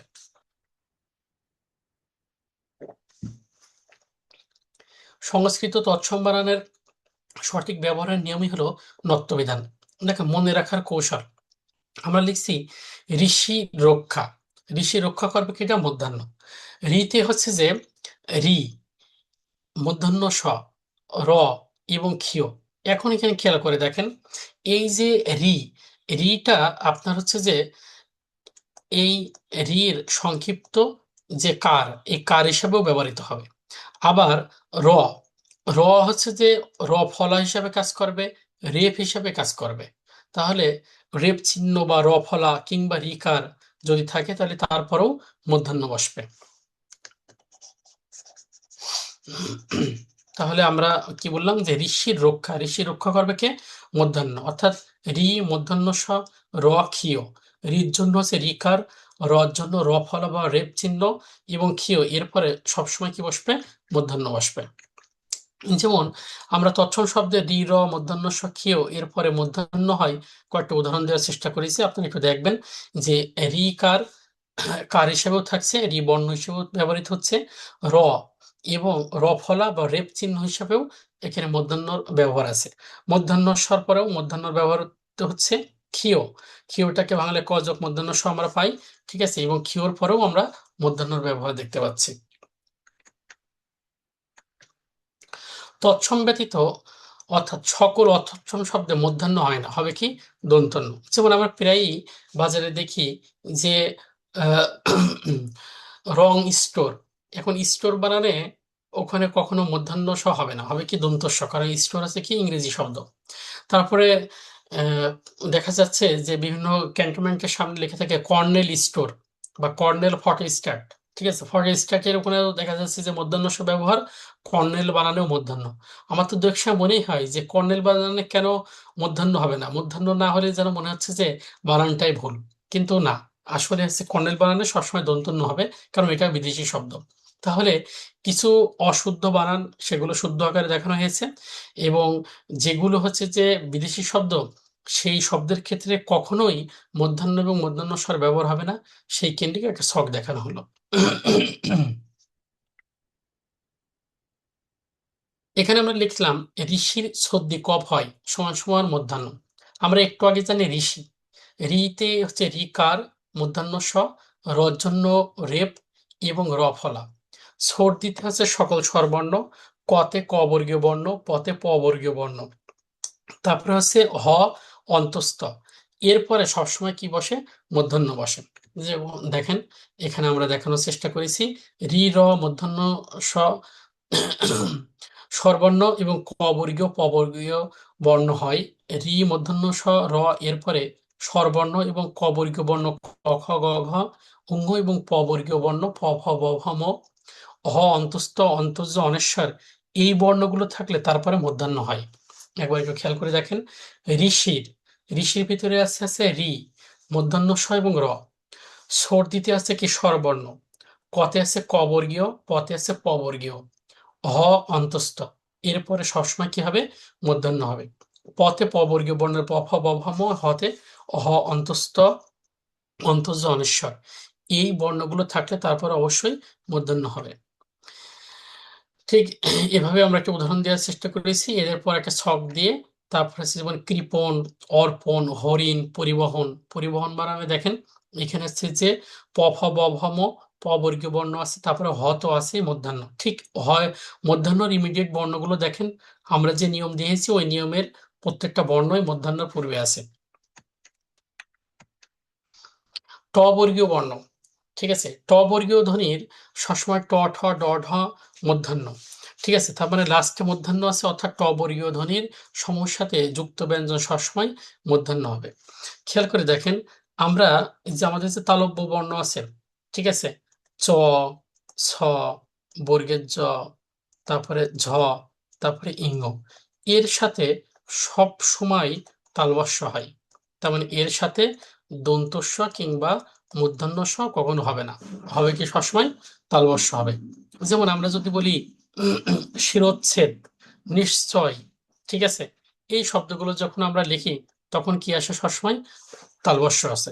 তাহলে তালব্য ব্যঞ্জন চ ছ বর্গের জ ঝ ইঙ্গ, এরপরে যদি কোনো স, আমাদের তো ব্যঞ্জন বর্ণের স আছে তিনটা, তালবস্য, মূর্ধন্য স, দন্তস্ব। এই তিনটা স্বর যে কোনো একটা বিভ্রান্ত হলে মনে করবেন যে সবসময় তালবস্য হবে। তেমনি ট বর্গীয় বর্ণ, ট, ঠ, ড, ঢ, মূর্ধন্য। এইখানে লাস্টে মূর্ধন্য আছে, অর্থাৎ এখানে বানানে সবসময় মূর্ধন্য হবে। আর আমরা তো প্রথমেই বলে দিয়েছি, যেখানে মূর্ধন্য সেখানে কি হয়? মূর্ধন্য স হয়। ত বর্গীয় বর্ণ, ত, তারপরে ত থ, দ, ধ, দন্তন্য। ঠিক আছে, এই যে ত বর্গীয় বর্ণ যেটা আছে, লাস্টে দন্তন্য আছে। তাহলে লাস্টে দন্তন্য আছে, তার মানে এখানে সবসময় কি হবে? দন্তন্য হবে। ঠিক আছে, যেমন ধান্দা, দ্বন্দ্ব, সবসময় কি হবে? দন্তন্য। তাহলে যে নিয়মে মূর্ধন্য হবে ঠিক সেই নিয়মে মূর্ধন্য স হয়। তাহলে যে নিয়মে দন্তন্য হয় ঠিক সেই নিয়মে কি হবে? দন্তস্ব হবে। তাহলে আবার একটু বলি, তালব্য বর্ণ চ ছ বর্গের জ ঝ ইঙ্গ, এটা নিয়ে যদি আমাদের তিনটা স্বর ভিতরে বিভ্রান্ত হয়, অবশ্যই সেখানে তালবস্য হবে। ট ঠ ড ঢ মূর্ধন্য, লাস্টে মূর্ধন্য আছে, তাহলে এখানে যদি কোনো যুক্ত ব্যঞ্জন হিসাবে থাকে বা কোনো কিছু থাকে তাহলে অবশ্যই মূর্ধন্য হবে। আর যে নিয়মে মূর্ধন্য হয় ঠিক সেই নিয়মে মূর্ধন্য স হয়। ত থ দ ধ দন্তন্য, লাস্টে আছে দন্তন্য। তাহলে এখানে সবগুলোর সাথে যুক্ত ব্যঞ্জন হিসাবে যদি থাকে তাহলে দন্তন্য হবে। ঠিক যে নিয়মে দন্তন্য সেই নিয়মে আবার কি বসে? দন্তস্ব বসে।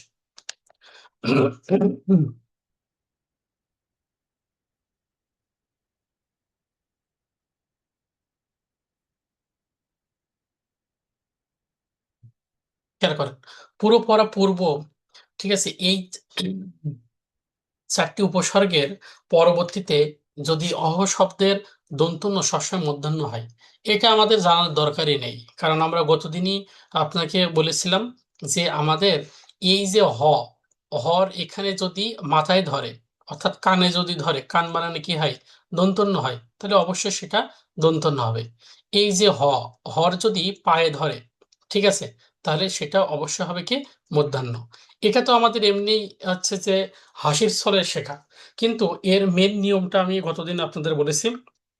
কি বললাম দেখেন, যে কোনো শব্দের সাথে যদি এই হর সাথে দন্তন্য মূর্ধন্য নিয়ে কোনো আমাদের বিভ্রান্ত হয়, তাহলে আমরা খেয়াল করব যে উচ্চারণের ক্ষেত্রে যদি তার ভিতরে র আসে, তাহলে অবশ্যই সেটা মূর্ধন্য হবে। যেমন দেখেন এখানে প্রাণ্য, প্রাণ্য যখন উচ্চারণ করছেন ভিতরে কি আছে, র আসছে, তাহলে এটা হবে মূর্ধন্য। পূর্বাহ্ন, ভিতরে কি আছে, উচ্চারণে র আছে, মূর্ধন্য। পরাহ্ন, ভিতরে র আছে, মূর্ধন্য হবে। অপরাহ্ন, ভিতরে র আছে, মূর্ধন্য হবে। কিন্তু যদি আমি বলতাম যে যে সায়াহ্ন, তাহলে দেখেন এর ভিতরে কিন্তু র উচ্চারিত হয় না, তাহলে এটা কি হবে, দন্তন্য। ঠিক আমি যদি বলি যে চিহ্ন, এর ভিতরে র উচ্চারিত হয় না, তাহলে এটা কি হবে, দন্তন্য। আচ্ছা, যদি আমি এখানে লিখি যে মধ্যাহ্ন, ঠিক আছে, তাহলে দেখেন খেয়াল করেন এর ভিতরে র উচ্চারণ নেই, তাহলে কি হবে, দন্তন্য।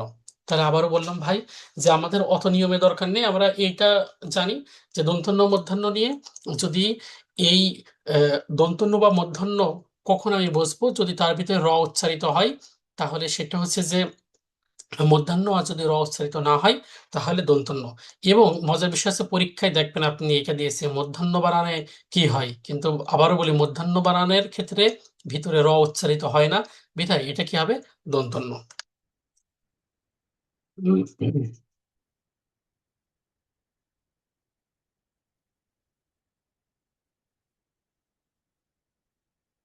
পুরোপরি ও নির এই চারটি উপসর্গের পর সবসময় কি বসে, মধ্যাহ্ন বসে। আচ্ছা, নিয়মে ফেলা যাবে না অথচ স্বভাবতই মধ্যাহ্ন হয় এমন শব্দ, যেমন চাণক্য, মাণিক্য, গণ, বাণিজ্য, লবণ, মন, বেনু, বিনা, কঙ্কন, কণিকা। খেয়াল করে দেখেন এখান থেকে এই যে প্রশ্নগুলো একটু বারবার আসে, এখানে আসে কি, লবণ, এখানে থাকে আছে যে শুধু বেনু। কল্যাণ, শোণিত, মণি, এখানে থাকে কি, মণি। তারপরে স্থান ও গুণ, এই গুণ শব্দের পরীক্ষায় আসে। তারপরে আছে অনু, অনু শব্দটা পরীক্ষায় আসে। আপন, আপন বানানে পরীক্ষায় আসে, ঠিক আছে। আপন জুয়েলার্সে কিন্তু, এই যে বাংলাদেশের বিখ্যাত জুয়েলার্স আপন জুয়েলার্স, এখানে কিন্তু মধ্যাহ্ন নাই, ঠিক আছে। কারণ আমরা যখন এই পথে ঘাটে ভুল বানান দেখি, দেখার সাথে সাথে ওইটাই আমাদের মুখস্থ হয়ে যায়। তারপরে দেখেন পানি, নিপুণ, ভনিতা, পানি, নিপুণ, এখানে পানি, পানি শব্দের অর্থ কি, এই পানি শব্দের অর্থ হাত। নিপুণ, এটা হচ্ছে কি, মধ্যাহ্ন। তারপরে পণ, এটা হচ্ছে কি, মধ্যাহ্ন। তৃণ, এটা আমরা নিয়মে জানি, এই যে নিকুণ, এটা হচ্ছে যে কি, মধ্যাহ্ন। তারপরে বান, এটা হচ্ছে যে কি, মধ্যাহ্ন। পিনাক, মধ্যাহ্ন। এই যে যার নিচে আন্ডারলাইন করা আছে, এগুলো সবগুলো বিগত সালের প্রশ্ন। এবং এই নত্যবিধান সপ্তবিধান থেকে এই অংশটা খুবই ইম্পর্ট্যান্ট, এবং এগুলো আপনারা একটু ভালো করে দেখবেন, বারবার হচ্ছে যে প্র্যাকটিস করার চেষ্টা করবেন।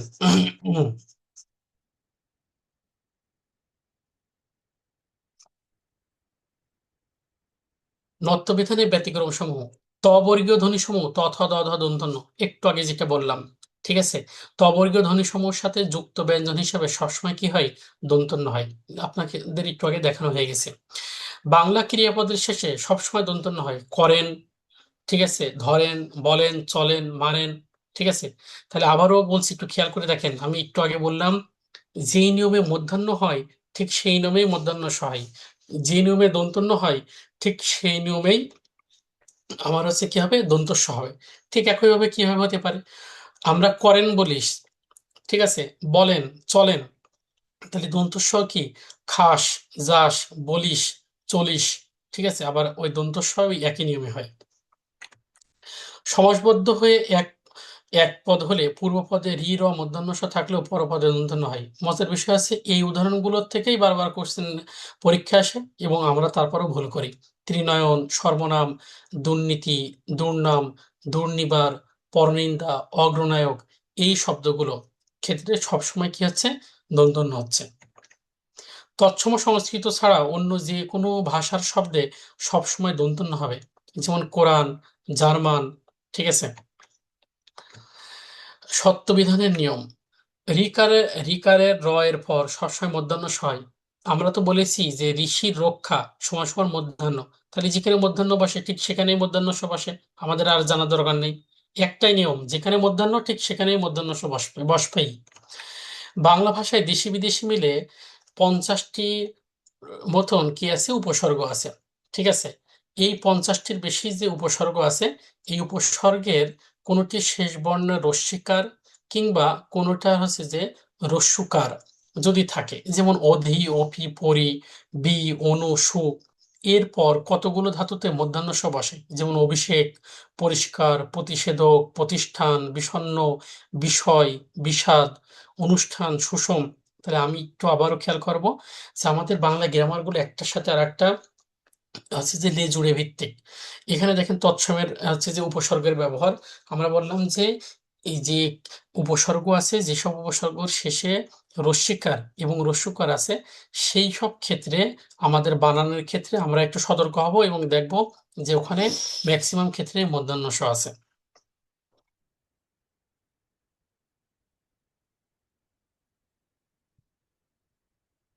ট বর্গীয় ধ্বনি সমূহ ট, ঠ, ড, ঢ মূর্ধন্য, এই ট বর্গীয় ধ্বনি সমূহের সাথে যুক্ত হিসাবে সবসময় মূর্ধন্য ষ যুক্ত হবে। ঠিক আছে, তাহলে খেয়াল করে দেখেন যে ট, ঠ, ড, ঢ মূর্ধন্য। তাহলে এখানে আমরা একটু আগে বলছিলাম যেখানে লাস্টে মূর্ধন্য আছে বিধায় এখানে মূর্ধন্য বসবে, যেমন আমরা কাণ্ড বানানে মূর্ধন্য হয়। ঠিক আছে। আচ্ছা, তাহলে ঠিক একই নিয়মে সেখানে আবার কি বসছে, মূর্ধন্য ষ। কষ্ট, স্পষ্ট, নষ্ট, ওষ্ঠ, কাষ্ঠ ইত্যাদি। সম্ভাষণ সূচক শব্দের শেষে একার থাকলে মূর্ধন্য ষ হয়, যেমন সুজো, নেশু। ঠিক আছে। এই যে আমাদের এখানে আছে কি, একার আছে। শ্রীচরণেশু, এখানে আমাদের কি কার আছে, একার আছে। এই একার আছে বিধায় এখানে আমরা কি দিছি, মূর্ধন্য ষ। তাহলে সম্ভাষণ সূচক শব্দের শেষে একার থাকলে অবশ্যই সেখানে মূর্ধন্য ষ বসবে। যদি একার না থাকে তাহলে অকার বা আকার থাকলে সেখানে অবশ্যই দন্ত স বসবে। শব্দের মাঝে, ঠিক আছে, শব্দের মাঝে অস বা আঁশ যদি উচ্চারণে হয়, যদি উচ্চারণ হয় তাহলে সেখানে দন্ত স বসে। এই নিয়মটা একটু দেখেন। আবার বলছি, শব্দের মাঝে যদি আপনার উচ্চারণ অস কিংবা উচ্চারণ যদি আশ হয়, তাহলে সেখানে আমার বসবে কি, দন্ত স বসবে। কিভাবে দন্ত স বসছে একটু খেয়াল করেন। হুম, লিখলাম পুরস্কার, পুর, ওস্কার, দেখেন অস উচ্চারিত হচ্ছে, ভাস্কর, আশ উচ্চারিত হচ্ছে, আস্পদ, আশ উচ্চারিত হচ্ছে, বৃহস্পতি, অস উচ্চারিত হচ্ছে, সংস্কার, অস উচ্চারিত হচ্ছে, বৃহস্পতি, অস উচ্চারিত হচ্ছে। তাহলে অস বা আশে যদি উচ্চারিত হয় তাহলে সেখানে মূর্ধন্য ষ না বসে দন্ত স বসে।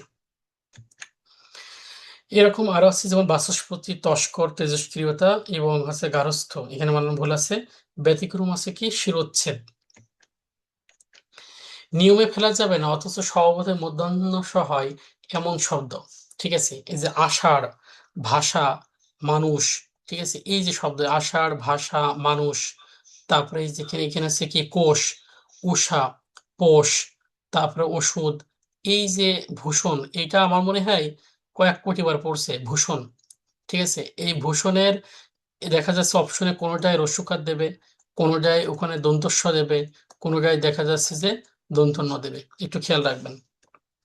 তাহলে এগুলো হচ্ছে কি, আমার স্বভাবতই মূর্ধন্য ষ, স্বভাবতই মূর্ধন্য ষ, কোনো নিয়মে প্রযোজ্য হবে না। এগুলো আমাদেরকে মুখস্থ করতে হবে এবং সেই অনুযায়ী প্র্যাকটিস করতে হবে। সত্যবিধানের ব্যতিক্রম সমূহ, সাত প্রত্যয়ে দন্তস্ব মূর্ধন্য ষ হয় না। ঠিক আছে, অর্থাৎ ভূমিস্বাদ, ধূলিস্বাদ, অগ্নিস্বাদ, ঠিক আছে, যত স্বাদ আছে শেষে, তাহলে সেখানে হচ্ছে যে আমাদের মূর্ধন্য ষ হবে না, হবে কি, দন্ত স। বিদেশি শব্দে মূর্ধন্য ষ হয় না। ট্যাক্স, পুলিশ, জিনিস, স্টেশন। যেমন ঠান্ডা, ঠান্ডা শব্দে আমাদের ট, ঠ, ড, ঢ, ওখানে হওয়ার কথা ছিল কি মূর্ধন্য, কিন্তু হয়েছে দন্তন্য। কেন দন্তন্য হয়েছে, এটা বিদেশি শব্দ, বলতে পারবেন ঠান্ডা শব্দটা কি শব্দ?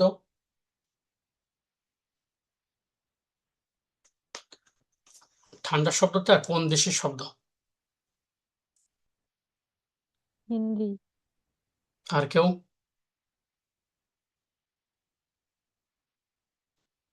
স্যার তৎসম।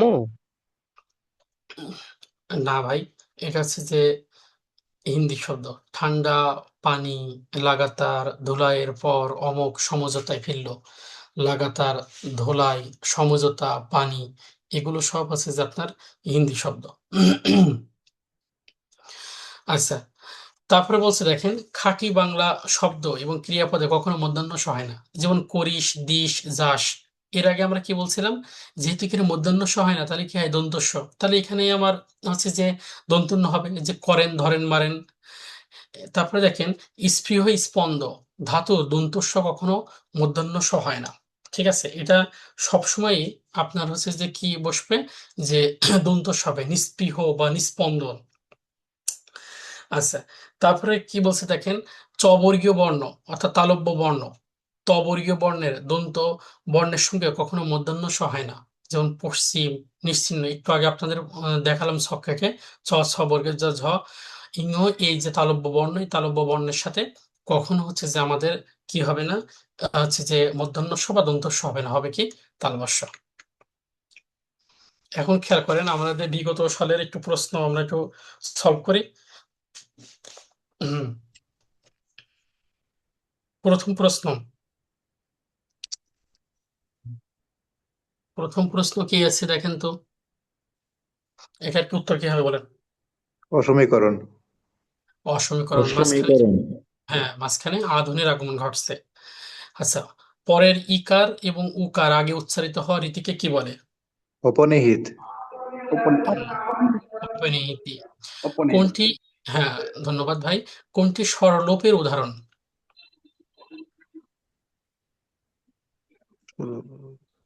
কোনটি স্বরলোপের উদাহরণ?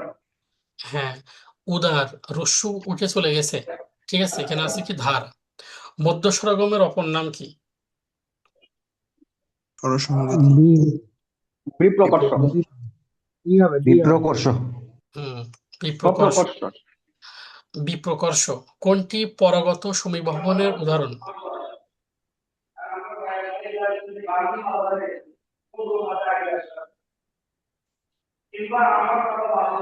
তজ্জন্য। খেয়াল করে দেখেন তো, 8 নম্বর, নিচের কোনটি ধ্বনি বিপর্যয়ের উদাহরণ? এক পিশাচ নাম্বারটা পিচাস। বিশেষ। গুড। দুটি ধ্বনির অল্প বিস্তার সমতা লাভ করাকে কি বলে? মাঝখানে কাটতে এটা। দুটো ধ্বনির অল্প বিস্তার সমতা লাভ করা, অল্প বিস্তার। সমীকরণ। 9 নম্বর, 9। অসমীকরণ। আর কেউ? অসমীকরণ। 10 নম্বরের উত্তরটা বলেন, 10। বিস্বরাগম আদি স্বরাগম। আর কেউ? সরি, উপনিহিত। উপনিহিত। উপনিহিত। আচ্ছা, মধ্যস্বরগমের অপর নাম কি? মধ্যস্বরগমের অপর নাম কি? বিপ্রকর্ষ। আচ্ছা, এটা আদি স্বরগমও হবে না, হ্যাঁ, ঠিক আছে। আদি স্বরগম যদি না হয়, তাহলে এটা কি হবে? সরি, উপনিহিত। আচ্ছা, আমারই ইয়ে হয়ে গেছে। এটা হচ্ছে যে আদি স্বরগম উত্তর হবে, আমি মনে করছি আদি হ্যাঁ। স্বরলোপ, সরি, আদি স্বরগম। আচ্ছা, পদের মধ্যে কোনো ব্যঞ্জন ধ্বনি লোপ হলে তাকে কি বলে? অন্তর্হতি। অন্তর্হতি। স্বরভক্তির অপর নাম কি? বিপ্রকর্ষ। বিপ্রকর্ষ। কোনো কোনো সময় শব্দের শেষে অতিরিক্ত স্বরধ্বনি আসে, এই স্বরকে কি বলা হয়? স্বরসঙ্গীতি। গুড, সুন্দর উত্তর দিয়েছেন। আচ্ছা, আদি স্বর অনুযায়ী অন্তঃস্বরের পরিবর্তিত হলে তাকে কোন স্বরসঙ্গতি বলে? আদি স্বরগতি। আদি স্বরসঙ্গতি। 20 নম্বর, বাগধারা থেকে বাগধারা। ব্যঞ্জন বিকৃতি। ব্যঞ্জন বিকৃতি। ব্যঞ্জন বিকৃতি। আচ্ছা, 23 নম্বর, কোনটি স্বরাগমের উদাহরণ? বিলিতি। ক নম্বর, পিরিতি। হুম, কাকের ক। দুটি সমবর্ণের একটির পরিবর্তনকে কি বলে? সমীকরণ। ভালো করে বলেন, অসমীভবন। আর একটু। বিষমীভবন বিষমীভবন। বিষমীভবন। দুটি সমবর্ণের একটি পরিবর্তনকে বিষমীভবন বলে। প্রকৃত বাংলা ব্যঞ্জন সন্ধি কোন নিয়মে হয়ে থাকে?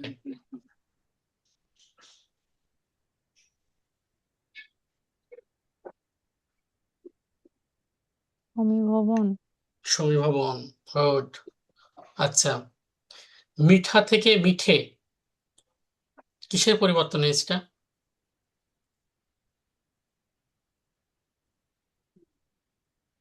মিঠা মিঠে একেবারে জি, খেয়াল করে দেখেন। স্বরসঙ্গতি। স্বরসঙ্গতি। এটা কি স্বরসঙ্গতি ভাই? প্রগত। প্রগত। প্রথম ধ্বনি স্থির হয়েছে, তার প্রভাবে পরের ধ্বনি পরিবর্তন ঘটছে। আচ্ছা, ভালো কথা।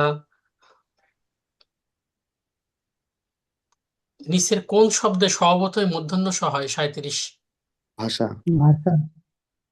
38। নিম্নের কোন বানানটি শুদ্ধ আছে? 6 নম্বর। খ। খ। হ্যাঁ, খাসির খ। 40 নম্বর, নিশুতি বানানটি? 40। ঘ নম্বর। দেখেন তো কোনটা হবে?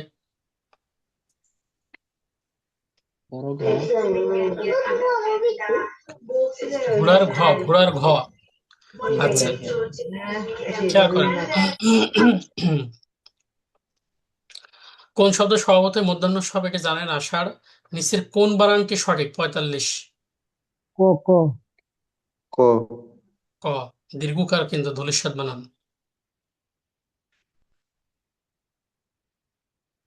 কোন দুটি স্বরবর্ণের পরে মূর্ধন্য ষ এর প্রয়োগ হয় না? ক আ। অ। ধন্যবাদ। ক হলো। আচ্ছা, এবার একটু অন্য প্রসঙ্গে কথা বলি। আমাদের আমরা হচ্ছে যে আপনার মুখস্থ যে পার্ট যেগুলো আছে, বাগধারা, এক কথায় প্রকাশ, প্রতিশব্দ, ঠিক আছে। আমি হচ্ছে যে গতদিন আপনাদের বলছিলাম যে নিজের থেকে একটা 25 মার্কের একটা পরীক্ষা নেব, কিন্তু ওর পরের দিন আমার ইউনিভার্সিটি এবং কলেজের খুব ক্লোজ ফ্রেন্ড আর কি, তার বাবা মারা গেছিল বিধায় সারাদিন ওই কাজে ব্যস্ততার জন্য আমি এগোতে পারি নাই। আজকে হচ্ছে যে এটার সলিউশন আমি দিয়ে দিচ্ছি সাথে করে। আমি 100টা বাগধারা, ঠিক আছে, 100টা বাগধারার একটা শীট আপনাদের একসাথে, মানে এর পিডিএফ সহ ওইটার পিডিএফও আমি 100টা হচ্ছে যে আপনাদেরকে দিয়ে দেব। ঠিক আছে, আপনারা মুখস্থ করা তো ভাই বোঝার কিছু নাই। মানে 100টা এমসিকিউ, এমসিকিউ আকারে দেওয়া আছে। আপনারা নিজে নিজে আগে সলভ করবেন, করার পর আমি আজকে রাত্রি পারে আজকে রাত্রি উত্তর দেবো অথবা কালকে। মানে আমি চাচ্ছি যে আপনারা শুধু মোবাইলের ভিতরে রেখেন না, এটা এটা আপনারা নিজেরা একটু একটু সলভ করেন। করার পরে তারপরে আমি সলভ দেব, আমার সাথে মিলাবেন। যদি আপনাদের হচ্ছে যে আমার সাথে উত্তরের কোনো ঝামেলা হয় তখন আমি এটা বুঝাই দেব। ঠিক আছে, এই একটা বিষয়। আর একটা বিষয় হচ্ছে যে এম, দেখেন, আমি নিজেও বিসিএস এ 4বার ভাইবা দিয়েছি, ঠিক আছে, এবং আমি লাস্ট 44তম বিসিএস এ আমি 2বার ভাইবা দেওয়া হয়েছে আমার। 5ই আগস্টের আগে একবার ভাইবা দিয়েছি, 5ই আগস্টের পরে। এবং দুইবারই আসছে যে আমার আছে যে ভাইবা অনেক সুন্দর হয়েছিল, কিন্তু কোনো কারণে কিছু হয়নি। প্রত্যেক বারবারই হচ্ছে যে নন ক্যাডার আর কি। তো একটা বিষয় হচ্ছে যে আহ, মানে হয়তো দেখা যাচ্ছে যে আমরা আমাদের কাঙ্ক্ষিত স্বপ্ন বা একটা নিজের হচ্ছে যে রিজিকের খুব কাছেই চলে আসছে, কিন্তু তারপরে হতাশ হয়ে যায়। যে অনেক সময় দেখা যায় যে প্রশ্ন হচ্ছে যে আপনার ইয়ে হচ্ছে, আউট বল। হচ্ছে। তারপরে হচ্ছে যে অনেক ধরনের অনেকেই অনেক কথা বলে, ঠিক লিখে দে, আছে। সবকিছু লিখে দে। হ্যাঁ, নেগেটিভ। তো এত নেগেটিভের ভিতরে কি ভাই বুঝি? আমরা না যাই, কারণ আপনি দুনিয়াতে ঠিক আসছেন, আছে। সৃষ্টিকর্তা আপনার হচ্ছে যে একটা রিজিকের ব্যবস্থা করে রাখছে, ঠিক আছে। এইটা হচ্ছে যে সবচেয়ে যে বড় কথা। আমি এমনও দেখছি যে আমার ফ্রেন্ড, সে অ্যাডমিশনের সময় সারা বাংলাদেশে কোথাও চান্স পায়নি, ঠিক আছে। আমাদের ম্যাক্সিমাম ফ্রেন্ড সবাই ঢাকা ইউনিভার্সিটিতে চান্স পাওয়ার পরেও সে এখন আছে মেজর। সে দেখা যাচ্ছে যে ওই সময় ইন্টারমিডিয়েট পাশ করে সেকেন্ড লেফটেন্যান্টে দাঁড়াইছিল এবং সে ওখানে এটা কোয়ালিফাই হয়েছে। এবং আমার আর একটা খুব কাছের ফ্রেন্ড এখন হচ্ছে যে সে 5th গ্রেডে চাকরি করে, সে হচ্ছে জাজ। তো ও সারা বাংলাদেশে কোথাও চান্স পায় না। ও ডি ইউনিটে লাস্টে করে একদম শেষে পরীক্ষায় ডি ইউনিটে, ওই ডি ইউনিটের হচ্ছে যে ভর্তি পরীক্ষায় সে হচ্ছে যে লতে চান্স পাইছিল আর কি। এমনকি এলএলএম এর সময় ভাইবা বোর্ডে যখন গেছিল তখন স্যারে বলে যে আপনি কি করবেন ভবিষ্যতে? তো বলছে স্যার আমি তো জাজ হব। তো স্যার, আপনি যদি জাজ হন তাহলে বাংলাদেশের বিচার ব্যবস্থা কত খারাপ হবে আপনি কি জানেন? এই অবস্থা বলে তাকে তাড়িয়ে দিছিল। কিন্তু তার প্রথম বিজিএসে সে আছে যে বিচারক হয়। তো একটা বিষয় হচ্ছে যে আমরা এই অনেক সময় আমরা গ্রুপে দেখি যে এ হবে না, এ হচ্ছে না, খাতা মার্কিং হয় না, এ হচ্ছে না, পিএসসি কোশ্চেন করবে না, বুয়েট করবে। আপনি আপনার মতন পড়তে থাকেন, ঠিক আছে? আপনি আপনার মতন পড়তে থাকেন, প্র্যাকটিস করতে থাকেন, আপনি আপনার জায়গায় অনেস্ট থাকেন, দেখবেন যে হয়ে যাবে। এবং ও এই এই জীবনেই মনে হবে যে আর আমার চাকরির বয়স নেই, একদম 11th আওয়ারে চলে আসছি। এই জীবনেই দেখবেন যে আপনি হচ্ছে যে কয়েকটা চাকরি পেয়ে গিয়েছেন। হ্যাঁ, এটা অসম্ভব কিছু না, এটাই সম্ভব। ঠিক আছে? তো আমার কাজিন আছে, ও আছে যে বাংলাদেশ এই দুর্নীতি দমন কমিশনের সহকারী পরিচালক। তো আমরা ছোটবেলার থেকে 35 বছর একইভাবে বড় হয়েছি। একই স্কুল, এক প্রাইমারি স্কুল, এক হাই স্কুল, এক কলেজ, এক ইউনিভার্সিটি, এক ডিপার্টমেন্ট, এবং আমাদের পিএসসির প্রথম চাকরির ভাইবাও এক বোর্ডে। প্রথমে ও যায়, একজনের পর আমি গেছি। এমনকি ওকে নিয়েও আমাকে প্রশ্ন করছিল যে একটু আগে একটা ছেলে আসছিল, তার আর আপনার একদম সব ইনফরমেশন এক, শুধু নিজের নাম আর বাবার নাম আলাদা। ঠিক আছে? তো ওর আমাকে একটা কথা বলতো যে এত হতাশালি হবে না, আমরা তো চেয়ার টেবিলে বসি, অন্তত এই চেয়ার টেবিলে বসার কারণেও আল্লাহ তো আমাদের দিকে মুখ তুলে চাবে। ঠিক আছে? তো গতকাল একটা ছোট ভাইয়ের সাথে কথা হলো, সে নন ক্যাডারের চাকরি হয়েছিল, ওই চাকরি ছেড়ে দিয়ে প্রাইমারি স্কুলে প্রধান শিক্ষকের চাকরি করছে। এবং 44-এ সে চয়েস লিস্ট দেবে, তা বলছে ভাই আমি এনবিআর দেবো না। আমি বলছি কেন? তো বলছে না, আমি এই প্রধান শিক্ষক আছি, শুধু নবম গ্রেডে আবেদন করব, দশম গ্রেডে কোনো কিছুতেই আমি দেবো না, কারণ আমার এই যে হয়তো বা দ্রুত দশম গ্রেডে হয়ে যেতে পারে বা হওয়ার সম্ভাবনা সবচেয়ে বেশি। ঠিক আছে? তো বিষয়টা হচ্ছে এই যে আমরা যতটুকু সময় আছে যেভাবে করছে, আমরা একটু পড়াশোনার ভিতরে যাই। ঠিক আছে? আচ্ছা, এই লেবু থেকে নেবু, এটা হচ্ছে যে রাব্বি রায়হান ভাই, আপনি জিজ্ঞাসা করছিলেন, আমি ওই সময় উত্তর দিতে পারিনি। এটা হচ্ছে ব্যঞ্জন বিকৃতির ভিতরে এটা আসবে। আবার কোনো কোনো বইতে দেখা যায় যে এটা বিষমী ভবন, কিন্তু এটা বিষমী ভবন ভাই হবে না, এটা হচ্ছে ব্যঞ্জন বিকৃতি হবে। আচ্ছা, তাহলে আজকে এই পর্যন্তই। আমি এখনই পিডিএফ পাঠিয়ে দিচ্ছি, এবং আগামী দিন যে ক্লাস হবে এই ক্লাসে আপনারা শতভাগ উপস্থিতি আমি কামনা করছি। এবং সাথে সাথে করে আমি অ্যাডিশনাল আরো কিছু হচ্ছে যে অ্যাড করব, যে এটা আমাদের সিলেবাসে আছে তার সাথেও আমি অ্যাড করব, যাতে করে আমি আমার জায়গা থেকে যেন শতভাগ মানে আন্তরিকতার সাথে দিতে পারি, এবং আপনারা যেন আপনাদের পরীক্ষা বা যে কোনো কোর্সের আগেই অন্তত গ্রামাটিক্যাল পার্ট যেন একদম A to Z সব কমপ্লিট হয়ে যায়। তাহলে স্যার আপনাদের জন্য শুভকামনা রইল, দোয়া রইল। কিছু স্যার একটা বলবেন? কোয়েশ্চেন ছিল জি, জি। যে আপনার এই যে, গত ক্লাস থেকে একটা কোয়েশ্চেন ছিল যে উষ্ম ধ্বনি যে আছে হ, এটা জি, আসলে জি।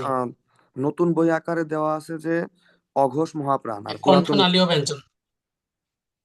না, নতুন বই হিসেবে নতুন দেওয়া আছে বইতে অঘোষ মহাপ্রাণ, আর পুরাতন বই হিসেবে দেওয়া আছে ঘোষ ঘোষ মহাপ্রাণ। আমরা আসলে পরীক্ষা আসলে কোনটা দিব?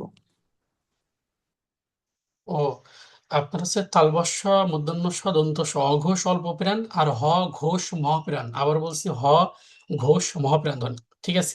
এবং মজার বিষয় আছে, আমাদের যেমন সমাসের ক্ষেত্রে দেখি না দ্বিগু কর্মধারায় আর সংখ্যাবাচক বহুব্রীহি, এটা নিয়ে আমাদের মানে বই যে লিখছে তার থেকে আমাদের অ্যাপ্লিকেন্টদের বেশি ঝামেলা। ঠিক আছে? তো পরীক্ষার অপশনে আমরা দুইটা অপশন একসাথে আমরা দেখবো না বা পাবো না। ঠিক আছে? হয়তো ওই যে প্রশ্নটা আছে ওখানে অন্য কোনো অপশন থাকবে, কিন্তু ওই দুইটা থাকবে না। এমন ধরনের যেগুলো কন্ট্রোভার্সি আছে ওগুলো দুইটা থাকে না। ঠিক আছে?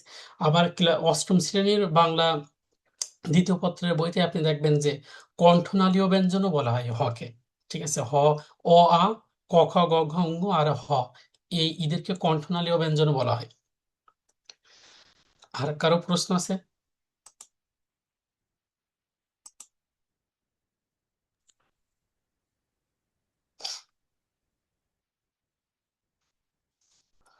আচ্ছা, তাহলে সবার জন্য শুভকামনা রইল। কল্লোল ভাই, আপনি হচ্ছে বলছেন স্কিন রেশিও ঠিক নাই। অনেকেই তো ক্লাস করছে, একটু জেনে নেবেন। আর যদি আমাদের কোনো টেকনিক্যালে সমস্যা থাকে তাহলে আমরা এটা দেখবো। ধন্যবাদ ভাই। ঠিক আছে? স্যার এটা তাহলে অনেক আগে ছিল, পরে তো ঠিকই হয়ে গেল। ও আচ্ছা, আচ্ছা। ঠিক আছে ভাই, তাহলে ঠিক আছে, ভালো থাকেন। সবার জন্য দোয়া শুভকামনা রইল। সুস্থ সুন্দর থাকেন, পড়াশোনা করেন। ঠিক আছে, যতটুক নিজের ভিতরে আছে দেওয়ার চেষ্টা করব।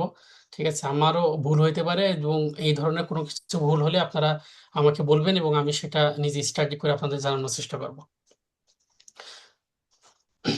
আসসালামু আলাইকুম। আসসালাম।